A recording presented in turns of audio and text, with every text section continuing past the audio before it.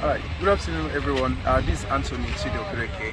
I specialize into programming and the diagnosis, and today we have a GLE class here with us. So the problem of this motor is a sensor. It has a malfunctioning sensor. So we are going to diagnose the four sensors to know which is malfunctioning. Then we'll replace it and then program it. Everything will be alright. Alright, so we are going to check the first, that's left front, to know if it's functioning. So this is functioning, that's why it has just picked the frequency of the sensor and the details. So we'll move over to right front. We'll check whether the sensor containing the tire is functioning. It's functioning, that's why it picked it. So over to right back. So here at the right back, we'll also check if the sensor is working. And as you can see, it's working also. So now let's check the last. So this is the last sensor here. We are going to scan it to see, and as you can see, the machine is struggling to pick it. So a delay would mean that the machine can pick a nearby sensor, so you have to end it. And then this is malfunctioning, that's why you have failed there. So the next is that we are going to get a functioning sensor. You replace it and then program it. Everything will be working accordingly. So over to the car dashboard. Here we are able to find out the problem. So if you look at this, you see the indicator light blinking.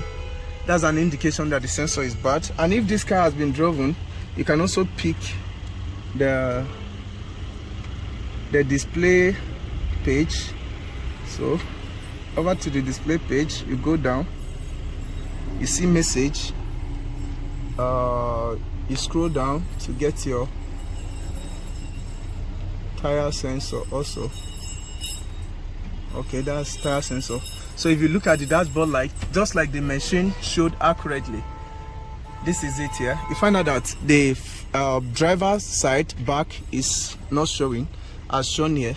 So that's to tell us that the machine is accurate and it has just gotten the right information. So now we have replaced the faulty sensor. So what we are doing now is the relay process. We are going to program the new sensor. Remember, this was initially red, that it showed failed, but now having replaced the wrong sensor, we have a functional sensor now in the tire. So we are going to relay it to the vehicle so that it can be coordinated with the other functional sensors.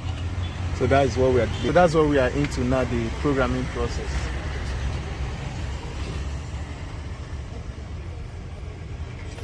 So the programming actually is by the system. It has been done, but now looking at it, it's showing that tire pressures will display after driving a few minutes. That's the way Mercedes normally works, but then there's a need to recalibrate it. So it's asking us to use current pressure as a new pressure. So now is yes, because the pressures in the tire now are okay. So after driving this vehicle, you find out that this indicator light will disappear. So that is it. Remember, the indicator light was there initially when the sensor was bad. But now if you start, if you on your ignition, you see the light displaying there. That's the full ignition, that's the indicator light there. The one that has a parabola shape with an exclamation mark inside. But then when you start, find out that the light will go, telling you that all the sensors are now functioning.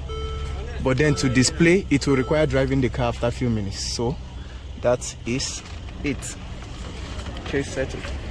So, like I said, this is Anthony, and we are running through the channel of Two Black Shows channel. So, always view the channel, and you will get to learn more about all these programmings with key, sensor, brain box, and all the rest. We all do all these works.